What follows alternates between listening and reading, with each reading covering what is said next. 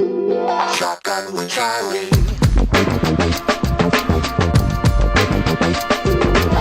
Riding shotgun refers to the practice of sitting next to the driver in a moving vehicle.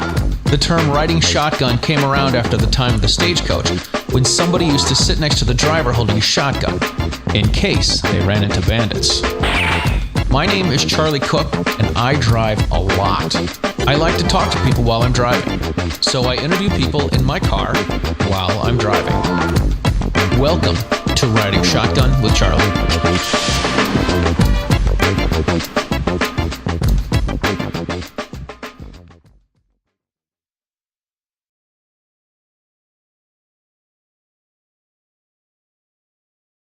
All right, ladies and gentlemen, welcome to this episode of Riding Shotgun with Charlie.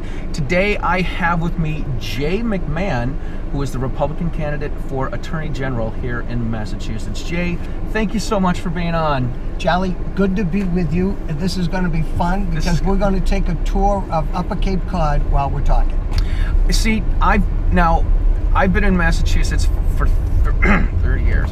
I've been in Massachusetts longer than I've been in my home state. I grew up in Illinois. I've been in Massachusetts for a long time. I did spend a summer on the Cape, taking some classes at 4Cs.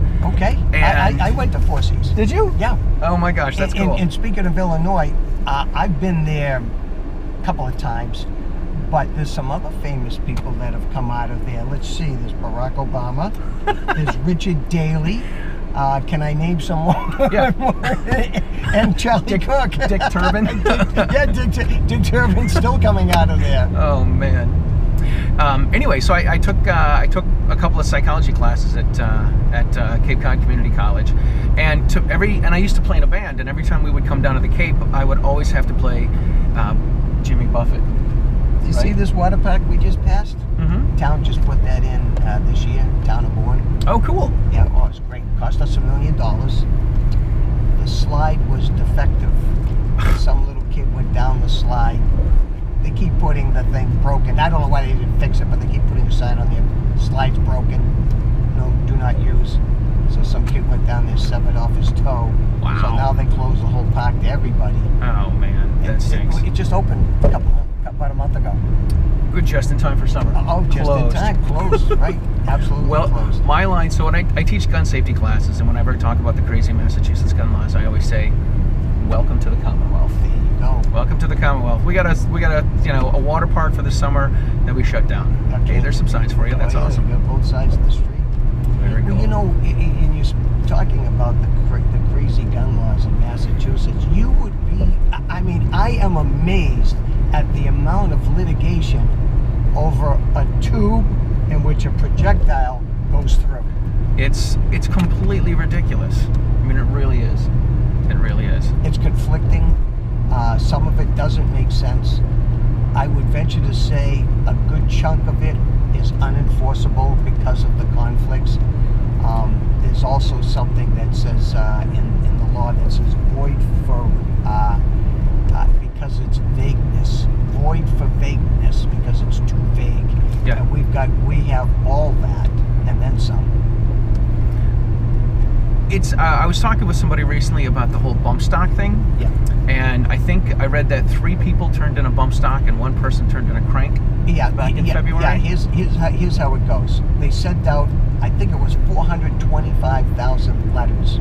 I got 3 of them at my place. Yeah, I know it. I got a bunch of them too. Basically, what they did was they sent them to license holders, and which means, of course, they know who we are. They know who we are, exactly. And they know who's got the guns because if you buy a gun legally in Massachusetts, it's got to go through the Massachusetts gun portal, so everybody knows you're taking a look. Yep. So everybody knows that there's who has what. Right. We don't. So even though Maura Healey makes her list, people think they're gonna hide. I think you're not gonna hide them if you bought them in Massachusetts. If you got them out of state, maybe they don't know what you got. But if you bought it in Massachusetts, it went through the gun portal. And yeah, so I'll tell you what. I heard out of those 425,000 plus letters that got sent out to Massachusetts citizens. 4 bump stocks, but maybe you're right. It's 3 in a So that would make 4 items, and by 2 people. Only 2 people turned those. So one guy bought 2 bump stocks? Apparently, yes, yes. And so, basically, they turn them in, and I tell everybody that's 3 more than I expect that would have been turned in. Yeah, absolutely. No one's going to turn it. There's the government. I mean, they don't serialize these. They don't keep track of these. I'm a firm believer that legislation leads to registration, which is what we have. Yep. Registration leads to confiscation, and confiscation leads to extermination. I'll tell you what, the Massachusetts legislature, they're high on registering things. There was House Bill 3361, where they wanted to register Asian Americans. Now, we're not talking green cards. We're not talking illegals. We're talking about American citizens of Asian descent. They wanted to register them. When I heard about it, I started speaking out against it. And you know, I'll tell you what, I don't know what the motive was, but because they were a small minority, which Asian Americans are in at least in Massachusetts, for some reason or another, some legislator actually put pen to paper and came up with a bill and actually got it past committee. It's nutty what these legislators are doing. I'll tell you what, when you see something like that, I say that whoever did that, well, I know who it was. It was a guy out of Quincy. Any state rep that decides to do something like that is a poster child of why we need a part-time legislature. Oh, yeah. Unbelievable. They've already passed every law they can imagine, and now they're getting absurd. They need something to do. Yeah, they need something to do. They make more and laws. The way to do something is to get out into the public like it was intended. Get a feel of what's going on, people. Perhaps if you owned your own business, you wouldn't be penalizing small business owners like me. Do you know, Charlie, if I hire another employee, I get penalized for it. I got to pay more in utilities. I got to pay surcharges. It's nutty what they make me do. They don't want me, at least based on the taxing scheme, they don't want me hiring more employees. Massachusetts punishes small businesses. I'm going to do what I can to end all that nonsense when I become the Attorney General. That's great. It really seems like to me at least, with the friends that I know that are liberals, they want to. Right. Yep, we're gonna hit the whole rotary. We're gonna go right here, take a right, but that car's going. Okay. A lot of the liberal folks want to punish people for succeeding. They do. So you've got a successful business. You need to hire another person. You got to pay higher taxes. It's not just more taxes; it's higher taxes. I'm telling you, they punish, and so what you do is you wind up debating. Are you going to make enough money on this person? And it's not just the person from like looking down to the future for a year or two. You got to train that person, and you're being punished while you're training. In other words, that new person, there's a lot to learn, especially in a law office, and it's not all repetitive. I mean, a lot of different things that come in on any given case, and so it takes a while to train somebody to do that. And for me to do that, or to my office to do it, it's going to cause us all to go a little bit slower, which we wouldn't mind doing, but we don't want to be penalized by the government in the meantime, and that's what happens. So I'm telling you, you're going straight. Okay. You are fired up. Yeah, well, we can do something better in Massachusetts, and I intend to do it. You got Maura Healey. She wouldn't know anything about this because she's never run her own business, so she wouldn't know anything about this. Yeah. And the way she paid taxes is on a paycheck because that's all she ever got. So what happens is we actually numb people to the effects of tax increases, because it comes out the next week, and every week after that, people complain. Take a right with this. That guy just went. All right. We're gonna go by, and I'm gonna show you the Aptuxcet Trading Post. Cool. It was the first department store. Take a right here. It was the first department store in the Plymouth Bay Colony. Take a left right here. Wow. Wow, 1627? You got it. Oh my Aptuxcet gosh. Trading Post. It was set up. It was a trading post for with the Indians, with the Dutch, with anybody that came down. Well, so it's typical Massachusetts. It's closed. It's blocked off. Yep, but you're going to be able to see it. Lots of from handicap here. parking spots. Yeah, you're going to be able to see it from here. It's Wow. that's it right there. That is And it. it was the first department store, if you will. And like they said, the Indians would trade with the Pilgrims and the Dutch, and even the Puritans would come down, and it was just an exchange place. Wow. And that's where commerce. That's where it started. Probably where taxation started too. But right over here too, you can't see it from here, but I think You drive down I think you can drive down there. You're going to see off.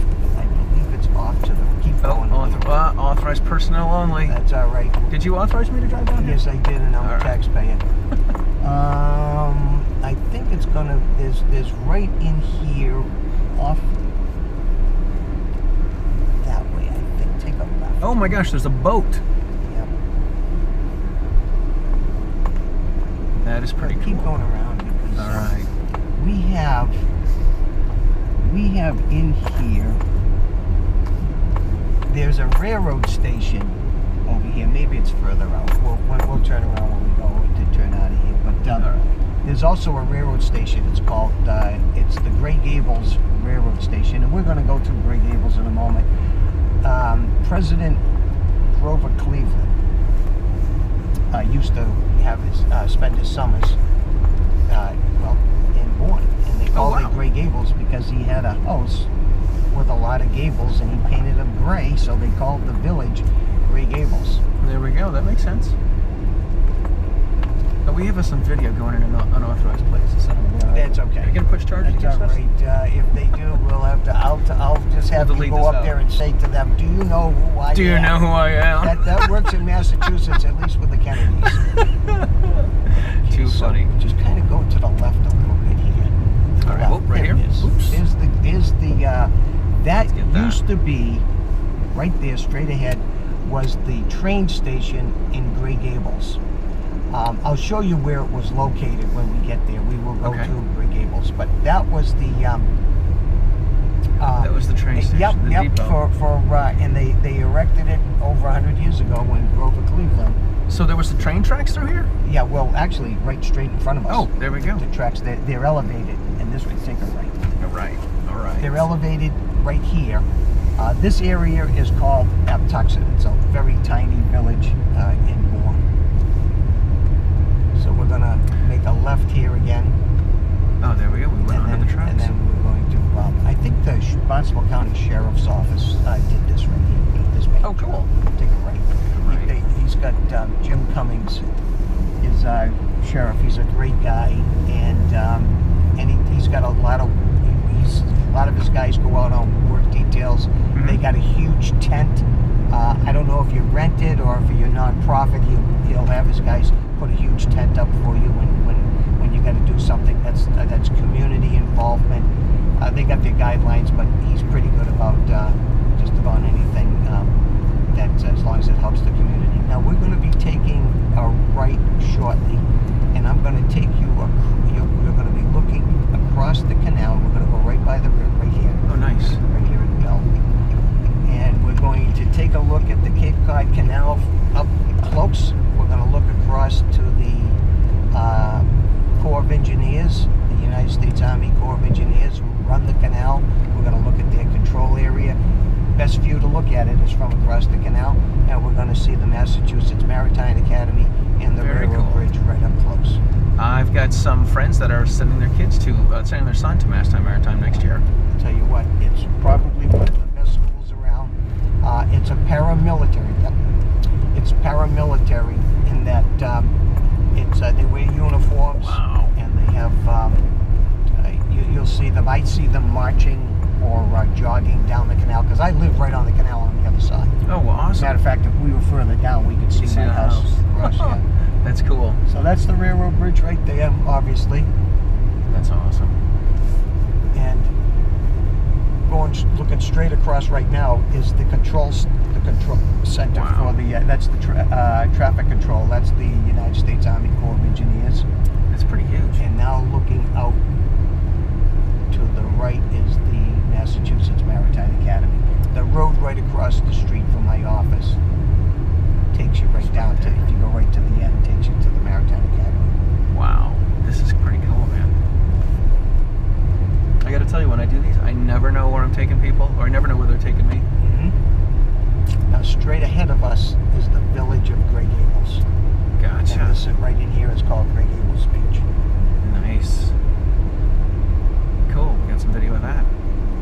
Awesome. This is great. This is totally cool. All right, let's talk biz here. Okay. So, why are you running for the Attorney General here in the Commonwealth?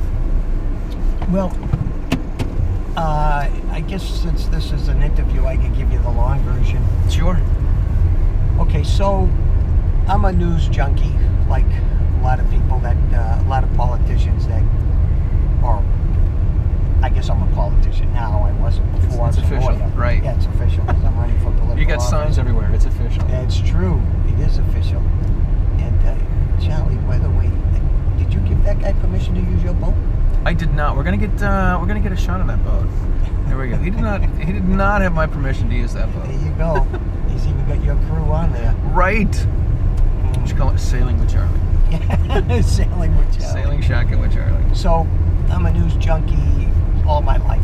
I watch, my father was, and I am. I watch, I'm always looking at international and national scene, but I also watch all the local stuff as well. Mm-hmm. So, I've been watching the Attorney General's, especially the Attorney General's position, because it's a lawyer's position, and I'm a lawyer. Right. So I'm looking, not to run for it, but I'm watching to see, are they doing us right?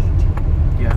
And so, I mean, I've been following that probably since the days of Frank Bellotti. And I remember Frank was, well, they've been Democrats ever since Elliot Richardson. Now, Okay. You're a young guy, so you probably don't remember Elliot Richardson, but he, in the 1970s, was the last, you can take it right, was the last Republican Attorney General in Massachusetts 50 Wow. years ago. Unbelievable. He went to work, President Nixon recruited him as the Attorney General for Massachusetts to work in the Nixon administration, and he ultimately became the United States Attorney General. That's cool. It is, but he was the last one. The Republican prior to that was Ed Brooke. Mm-hmm. Ed Brooke later on went to become United States Senator. He was the first African American to serve in the United States Senate. You're going to kind of keep to the right, in other words, going straight. All right. So we wound up, so I've been following it, and I've been watching various attorney generals since Elliot Richardson. They've all been Democrats, but like I said, Frank Bellotti, he served a couple of terms. He was pretty good. Mm-hmm. You can take a right with this car came out. President's Road? Yep, right here, and it's called President's Road because President Cleveland lived on this road. Yeah, the sign says Grey Gables. There you go. And the train station used to be in here somewhere. You can take a left. Grey Gables. And so I've been watching it, and I've noticed them getting more and more radical, if you will. Mm. And then we get, you're going to take a left at this intersection, and then we get to Martha Coakley, who was very radical, and I was hoping somebody would take her out. Sure. Meaning Out a of office. Republican. Yeah, take her out, or some Republican would run against her. Mm-hmm. And some guys ran, but, well, I mean, it is what it is. Right. So then, Martha Coakley, first she runs against Scott Brown, she loses. Then she runs against Charlie Baker in 2014, and she loses that. Mm-hmm. And she's out, she can't run, gonna go left. She can't run. So, can't run for re-election because she ran against Baker. So then Maura Healey comes out of nowhere. Now, her claim to fame is not that that she has all this experience. Her claim to fame is that comes from the LGBTQ community. Now, that's all well and good. That's like saying somebody is a minority and they're running for a particular office. Right. It's fine as long as they got qualifications. I don't know what qualifications she had. In other words, she didn't tell us what she was going to do. Right. And then she gets elected. And she got elected on a base vote. In other words, she got 60% and John Miller ran against her. John Miller got 40%. There was no passionate issues. Can you remember what the issues were in that race? No. Okay, No idea. I'll tell you what they were. John Miller's the only one that raised the issues. By the way, we are going on what is known as the Mashney Island Dike. So this is a artificial roadway. The old canal used to come right across from the President Cleveland's house was on the end. It isn't that one. A lot of people think it's that one. Right. His house is long gone. But the canal used to come through and it would cross right here and go right across here. Oh, wow. This was made up of dredging when they dredged and widened the old canal. So the canal was first opened up in 1914, and then in 1935 they opened it up. It was the wider canal that you see today. This canal was about half its size. Wow. That is widthwise. Yeah. So this is all from dredge. And they connected two islands, because these were islands. This one in front of us is called Hog Island, and the one we're going on and we'll drive around is called Mashney Island. Gotcha. And Mashney Island and the area is known as Mashney Village. Okay, so anyhow, Yes. I'm watching the race. I'm watching Maura Healey, and I'm saying, man, she is like a liberal extremist to the left on steroids. I'm watching her policies. I'm watching what she's doing. I'm like, actually, her claim to fame was the bathroom bill, the bathroom locker bill. And I remember looking at this and saying, first of all, I don't remember there being a public outcry to allow men into the women's bathroom or the women's locker room. I don't remember a public outcry for that. Yeah, it didn't seem to be an issue. It didn't seem to be an issue at all. But she comes forward as if she's some civil rights champion for 0.008% of the population. Take it right here. And all of a sudden decides that this is a good thing for everyone in the Commonwealth of Massachusetts to allow men in women's locker room. Now, of course, it's also vice versa, but I don't see all kinds of women trying to get into the men's bathroom. And here's the problem. When did women give up their right of privacy? No idea. No idea. It always seems to be the men want to go in the ladies' room. The ladies never want to go in the men's room unless it's an extreme emergency and no one else is around. And what has this opened up? I mean, they don't. The mainstream media won't print this, but there's hundreds of cases of voyeurism all over the place. Guys putting all kinds of electronic recording devices and cameras and stuff in the ladies' room. It's gotten nuttier by the moment. Everything people predicted would happen has long since happened and worse. Wow. So it's crazy. It's a law we didn't need, and for some reason or another, she thought she was going to be the darling of the left and champion this thing. So I'm watching all this, and I'm saying to myself, some Republican, someone that has a legal brain is going to come up and run against her, and we can all rally behind this person. Take a look. And it didn't happen. No one did. No one came up. And I remember saying, this is nutty. Someone's got to do something. Someone has to rise up for this. And I'm looking on the landscape for somebody who I can endorse and work hard behind, like a lot of people were suggesting that I should run. And I'm like, you know, we need, what I was looking for was maybe either a former judge, former federal prosecutor, or even a state prosecutor for that matter. I'm looking for someone like that who we can all get behind and say, hey, going to do it. Right. Nobody showed. Wow.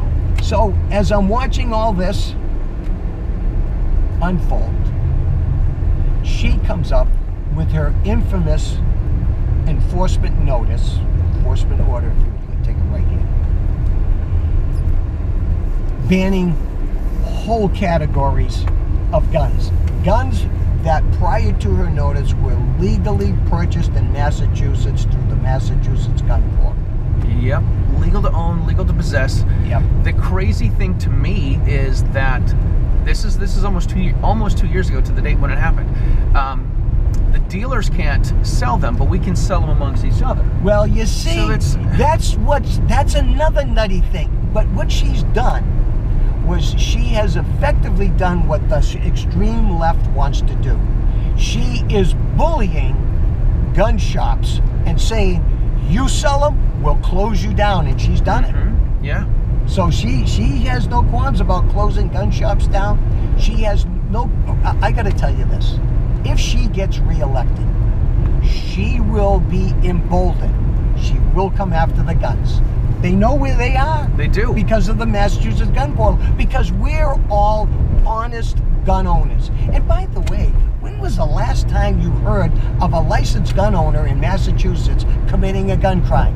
It's non-existent. It hardly ever happens. And what I found after I got into gun stuff and became an instructor, I noticed that when a crime was committed, they would say if the person had a gun license. If they didn't say he has a gun license, then he doesn't have a gun license. Sometimes, and you know as an attorney, a lot of times what they'll do is, in order to get a conviction of a robbery, they'll throw out the armed part of the armed robbery, and now it's just a robbery. Right. Voila, they get him for robbery. The gun charge didn't even exist, not on the books, non-existent, not there, not an issue. I know.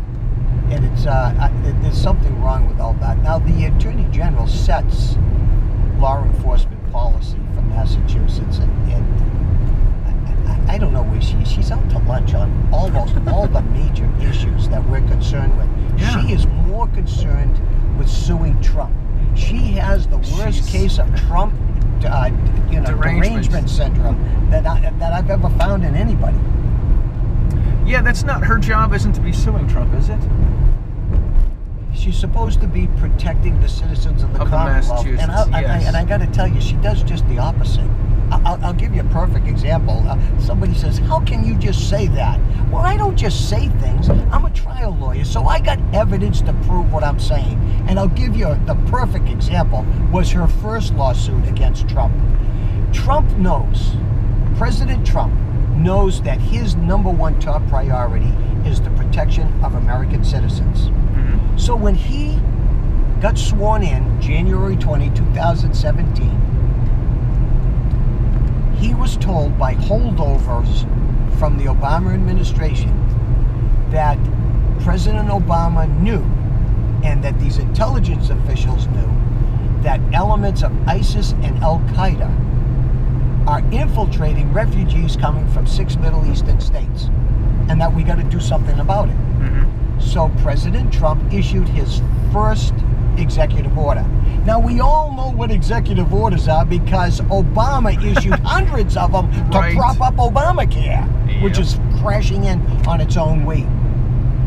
So President Trump issued his first executive order, which was a temporary travel ban from those 6 Middle Eastern states, designated by President Obama. The first one to run into the federal district court to sue the Trump administration was Maura Healey. Couldn't wait. Now, she couldn't wait. And she said, these foreign nationals have a civil right to be here in this country, and President Trump is trampling and violating their civil rights. Take a look. Can you imagine that? And I think to myself, the gall of this woman, the hypocrisy of this woman. And I'll give you the perfect example. Just 6 months before that, July of 2016, she issues an enforcement order trampling our Second Amendment right. Take a right here. our Second Amendment right. She tramples all over it when it says in bold letters, shall not be infringed. And she infringes all over it and doesn't have a problem with that. And then she makes up civil rights for foreign nationals and goes and sues Trump on it. Now, think of it. Standing there, bringing her injunction, or her request for an injunction, against the president, she has to say those foreign nationals have a civil right to be here. When she knows, or any lawyer would know, maybe she doesn't know this. Maybe she really isn't a good lawyer at all. Maybe she just thought that they had one. But she makes up civil rights for people who don't have civil rights in this country. And our civil rights, American citizens, she tramples all over it. The hypocrisy is beyond. It's so absurd, it's almost unbelievable. This stuff, if it was in a law school, she would be laughed out of it if she came up with something like that. But she did it, she said it, and she goes one step even further. She says that the president is using a religious test because he hates Muslims. So he's violating their First Amendment rights. Lady, they're not in this country. They don't have a First Amendment right. Right. Okay. So, let's look and see, does she have a point or does she not? Let's look at the facts, because that's what you got to do in each case. You got to look at the facts. Looking in the facts in this case, we got 6 Middle Eastern states. Okay? We'll give it to her that they are Muslim majority. But there's 50 Muslim majority countries on the planet. What about the other 44? Right. Yeah. What about Indonesia, which is 95% Muslim? How about Malaysia, 95% Muslim, right, or 90% Muslim? How about Pakistan, 95% Muslim? I think they should be on the list, but they're not. Right. So it's these, the height of hypocrisy is it's the Obama administration that designated these countries, and she never raised an issue with them back then. So she's got Trump derangement syndrome, and all her civil suits against Trump are just that they're in similar fashion. You've got to make a left here. That's how nutty it gets, Charlie. That is nutty. And this is why you decided to step up. Oh, and well, I'll tell you what happened. So she issues her infamous enforcement notice in July 2016. I hadn't heard of it yet the day she did it, but one of my friends did. So my wife and I are sitting on our back deck enjoying the afternoon, and we're drinking some adult beverages, and then all of a sudden there's a hard knock on my door. So I said to her, I wonder who that could be. I said, it sounded like a process server. I mean, one of those bang, bang, bang on the door, right? Right. So I go downstairs. I open the door, and it's one of my shooting buddies. Guys that he's got a private range, and he and I go out shooting, a couple of times a month, as often as I can get out. Sure. And so he comes in, and he's got a piece of paper in his hand, and he goes, as soon as I open the door, I says, "Hey, Scotty, come on in." And he goes, "Read this." And I'm like, "What? I'm not in the mood for reading anything." Right. He said, "No, you got to read this." I thought it was something from his ex-wife's lawyer, really. I mean, I'm like, all right, he's mad, right? So I said, "Come on up here." So he comes upstairs, and I said, "Come on out here. You want something to drink?" So I get him something. Yeah. And he's there with my wife, Shelley. My wife looks at him and says, "Hi, Scotty." And he goes, "Hi." That's unlike Scotty. Scotty's a big teddy bear, right? So and his face is beat red. So he goes, "You got to read this." I said, "All right, fine, I'll read it." So I'm looking at it, and it's her enforcement notice. I'm looking down, and I'm saying, I'm reading the thing, right? I said, "She can't do this." And he goes, "She did." I just, this is absurd. She does not have the constitutional authority to do this. I said, "There's no state rep voted on this, no state senator. I don't see the governor's signature. This is unreal." And that's what I said. If somebody doesn't run, well, first I went like this. Scotty and I know. Scotty and I have been talking about this, and we've been following other nutty things that she did.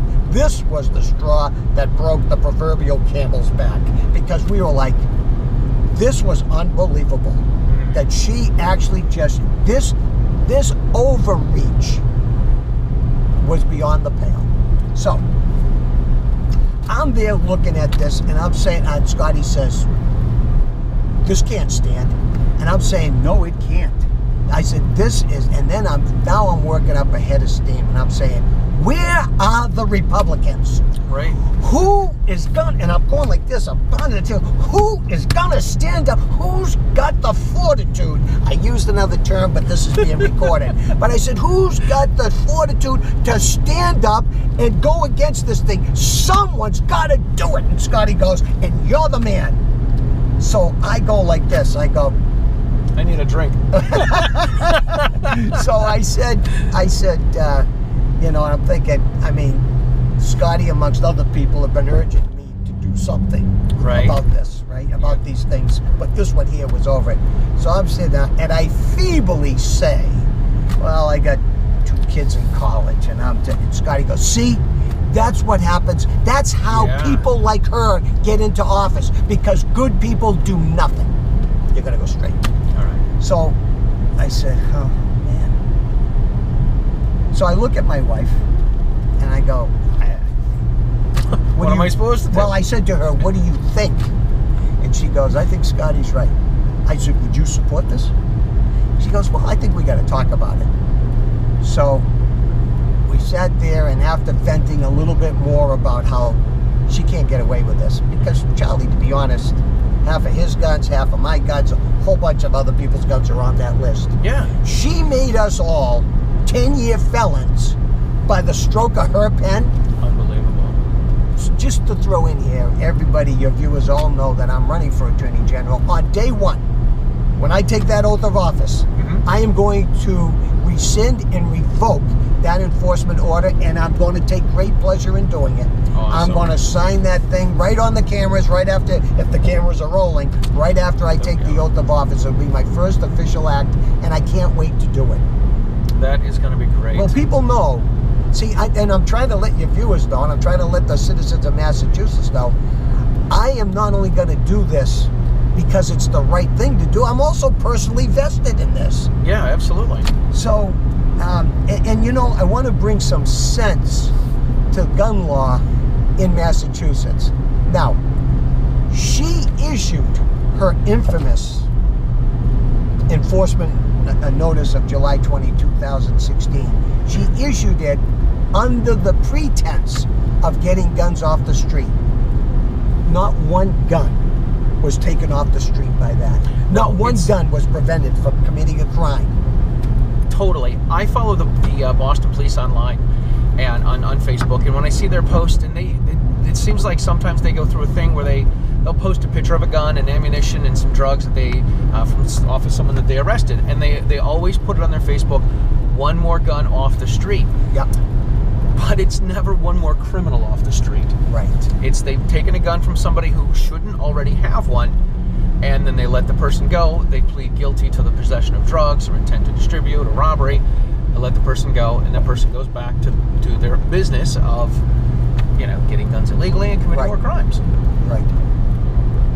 It's frustrating. It is frustrating, and I got to tell you, when our liberal judges keep letting these people out, we get the same nonsense that what did we get yesterday? I mean, my heart goes out to the Weymouth Police Department and to that officer's family.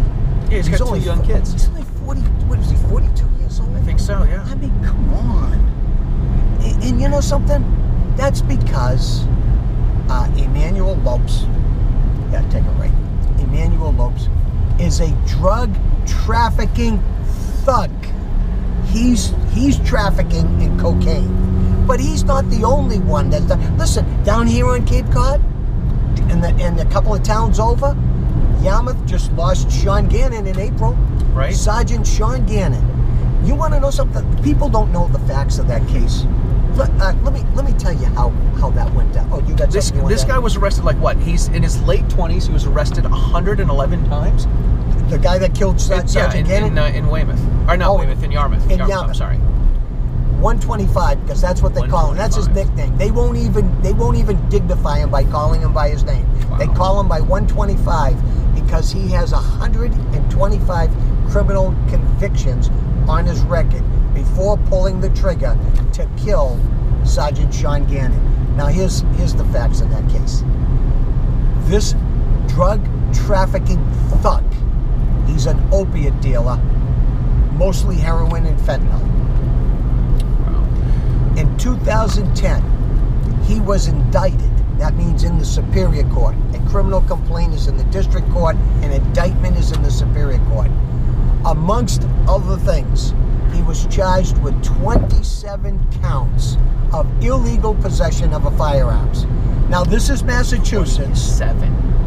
27. That's insane. This is Massachusetts. And we still have on our books for the last 43 years the Bartley-Fox Law. Now, I'll explain to your viewers what the Bartley-Fox Law is. Yep. Bartley-Fox says there is a 1-year mandatory minimum jail sentence for every count of illegal possession of a firearms. Now, I remember back in the 80s, and maybe even earlier than that, when you're coming into Massachusetts from either New Hampshire or coming back from New Hampshire or Rhode Island or Connecticut, you cross in, you see a big picture of a turkey, and it would say Governor Michael S. Dukakis, Governor, right? Right. It'd say Massachusetts welcomes you. I always thought that was Dukakis, the turkey. and then about 50 to 75 feet behind, there would be a warning sign, and it would be a white one with black lettering on it. It'd say, warning, Massachusetts mandatory jail sentence for illegal possession of a firearm. A 1-year jail sentence for illegal possession of a firearm. So we used to warn millions of people crossing our border coming into Massachusetts. We warned them. Right. So we have that still on the books. Still on the books. 2 people since in the last 43 years have been convicted of that under that law. Just two. For whatever reason, prosecutors have not been using the tool that was given to them. This 125, this drug trafficking thug in 2010 pleaded out to all those counts. Now, after pleading out, for some reason or another, he is out on probation and he violates his probation. So the Barnstable police have a probation violation warrant. Now, let's just put this into perspective. If he's supposed to get 1 year minimum, I'm not talking about extreme prosecution, which, by the way, I'm advocating for. We're talking minimum mandatory sentencing, 1 year per count. Now, I know I went to public schools, so I know my math isn't all that good, but if I take 27 counts, 1 year each, that's 27 years. Added on to 2010, 2037, this drug trafficking thug would still be going straight. This drug trafficking thug would still be in jail, and when Sergeant Gannon ends his shift, he goes home to his wife and family and not to the morgue. Yeah, that's all right. nuts. So let's go back and look at the facts. Yes. So, well, what as the Attorney General, what can you do to help enforce the law so that 125 gets 27 years? Okay. Well, I'll tell you what. If I see that there's way too much leniency going on, there's a number of things that the Attorney General can do. The Attorney General can preempt any criminal case. Take it right over. The Attorney General can null pros any case. If I see an egregious prosecution, I can step in and end it. Wow. And egregious, there's a whole host of examples of what could be an egregious prosecution. And the Attorney General can apply common sense. Now, Maura Healey won't do that, but I will. Apply common sense and end a prosecution. And even change things for people who have been egregiously prosecuted and somehow was found guilty under a facts, less than ideal facts. I see it all the time. I see it all the time in my, I'm a 30 years trial lawyer. I see all kinds of egregious stuff happening. And an attorney general can do that. Take a right here. All right. So, but there's a whole bunch of other things you can do. You can appeal a sentence. You can't appeal if a jury comes back with a not guilty verdict. That you cannot appeal. But you can appeal sentencing. So, Okay. for instance, and I don't know if it's been done yet or not, but in Salem, if you remember in Salem just 2 months ago, this Salem judge, in Essex County Superior Court, Judge Timothy Feely, let this drug trafficking thug go on probation who was caught with 40 bags of heroin in his car in Salem. Do you know the facts of that case? All right, let me give you the facts of that case, because it's like 125. 125 was so egregious. Oh, well, actually, they go hand in hand. So let's go back to 125 for a moment, because when this judge made the decision, he knows what 125 did. So let me tell you the facts on 125. This is back in, we're talking about Sergeant Sean Gannon of the Yarmouth Police Department. The Barnstable police get the probation violation warrant to arrest 125. 125 lives in a village in the town of Barnstable, which is called Marston's Mills. Barnstable is really a city. It has a city form of government, but they like to keep the town where it says town of Barnstable because of the quaintness. Agawam is the same way. Greenfield is the same way. They want to keep that the town of because they like the area. Now, I think Framingham has also done that, but they may go City of Framingham. I'm not quite sure how they've done it, but they're the most recent convert from town to city, at least as far as the government goes. Okay, so getting back to Sean Gannon. So 125, Barnstable has an arrest warrant. Barnstable, whenever they go on one of these things, they want to bring the dog. Their handler, their canine officer, is not on duty. Now, when you have that, if the guy's off, the dog is off. So now you got to get another dog. So they call Barnstable County Sheriff. Yeah. They say, hey, you guys got your dog? They go, well, we do. He's on duty, but he's not available now. He's at another town, but we can have him ready in a couple of hours. Well, it's not good enough. They want to serve it. Sure. So they call up Yarmouth, which is the next largest town on the Cape, and it's right next door to Barnstable. They said, hey, is your dog on tonight? They go, yep. Now, this right here is Old Silver Beach. Very cool. Always packed. Yeah. Always packed from late June to mid-September. Nice. People sometimes just line up here waiting for people to come out so they can get in. Yep. Craziest. I'll take my motorcycle down around here a couple of times a month. I love driving down through this. Nice. This is really scenic. Oh, it is beautiful. We're going to hit some more scenic points in a minute. All right. My batteries are getting low, so we need to. Okay. So let me say this about Yarmouth. So they call for. They said, yep, we're available. They send Sergeant Sean Gannon over there. They go in. The door's unlocked. They let the dog go in. The dog has a hit that somebody's upstairs. Sergeant Gannon goes over, holds on the dog, opens the door, bang, it gets shot. Wow. So, Salem. Now we go to Salem, because this also happened like in May and June. This Salem judge releases this drug trafficking thug. Salem residents are complaining to the Salem Police Department. Can you please do something about this? We're looking down from our windows. We see the drug transactions going on. They start calling the chief personally. Finally, the chief calls in his the head of detectives. Do something about this. Yeah. So they set up cameras in the area where they know it's happening.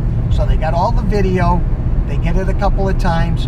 Finally, they know the guy's coming. When the guy comes, they set it up. They set up the sting. They grab the guy. The guy tries to get away, but they boxed him in. They take him out of the car.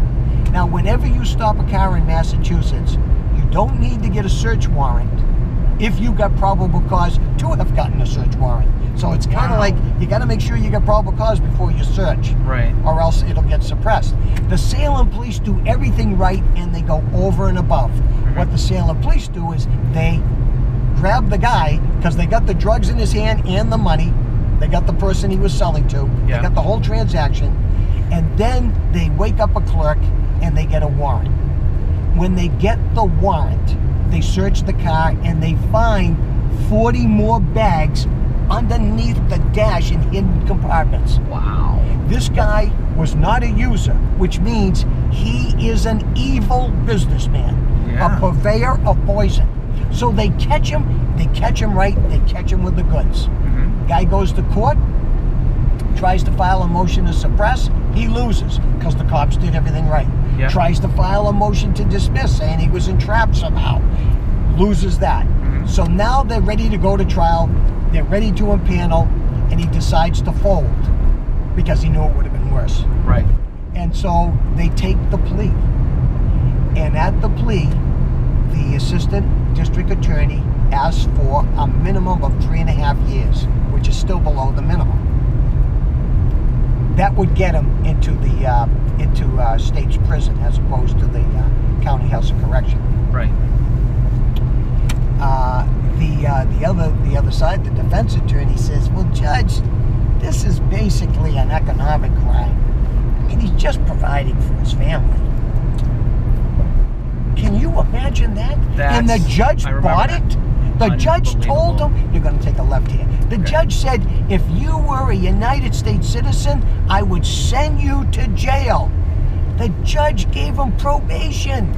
It was so outrageous. Me, Jeff Deal, Jim Lyons, and a few others spoke at a rally on the steps of the Essex County Superior Court because they were so outraged. It was a quiet riot. In other words, there was no destruction, but people were angry. Some of the cops were out there, but it was it was peaceful in the sense that nobody was burning anything down, but people were fed up with these left-wing loony judges cutting these guys loose. This was the same judge, Timothy Feely, who cut loose that other guy just 2 months before, take a left, who killed Corporal Cole on the sheriff's department in Maine. Remember that? I do not remember That was also in late April, early May. This guy, he released this guy, cut him loose. He goes up to Maine and he kills Corporal Cole. Wow. So we got cops dying left and right in New England because Massachusetts judges are letting them loose.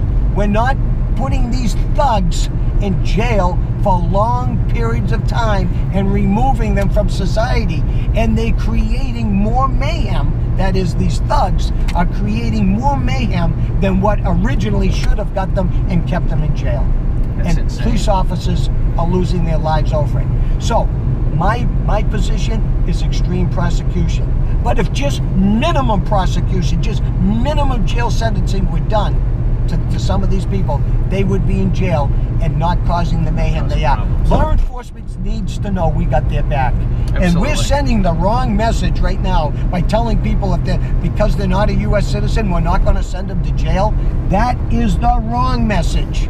We need to send the message that Massachusetts is no longer open for business for these drug trafficking thugs.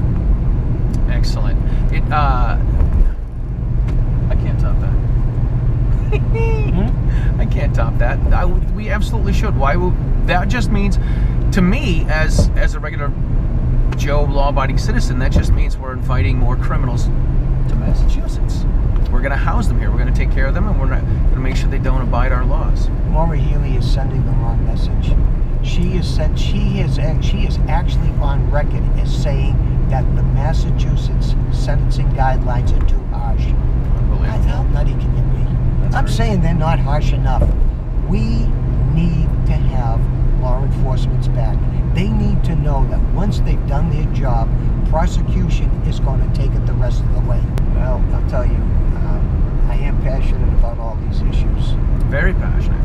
And we can do something real in Massachusetts as opposed to the nonsense that Maura Healey is doing. Maura Healey is she's just doing political, she's a political activist, and she's just doing political things because she wants to be the next governor of Massachusetts. I'm not looking to be anything but the Attorney General and do something right here in Massachusetts. People will be happy and secure when they know that I'm the Attorney General. Our rights will be maintained. I know how to read the Constitution, and I will stick up for the Constitution and for our rights, which, by the way, the Bill of Rights, it's rights for us against not the for the government. That's Absolutely. right.